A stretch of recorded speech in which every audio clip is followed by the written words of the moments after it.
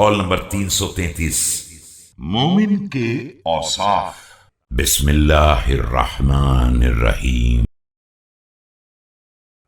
المؤمن بشره في وجهه وحزنه في قلبه، أوسع شيء صدرا وأذل شيء نفسا، يكره الرفعة ويشنأ السمعة، طويل غمه بعيد همه، كثير صمته مشغول وقته۔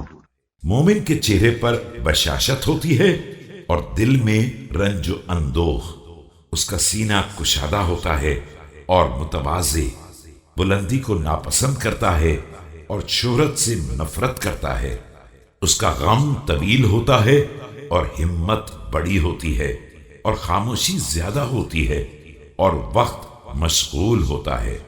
شكور صبور مغمور بفكرته، ظنين بخلته، سهل الخليقة لين العريكة، نفسه أصلب من الصلب وهو أذل من العبد۔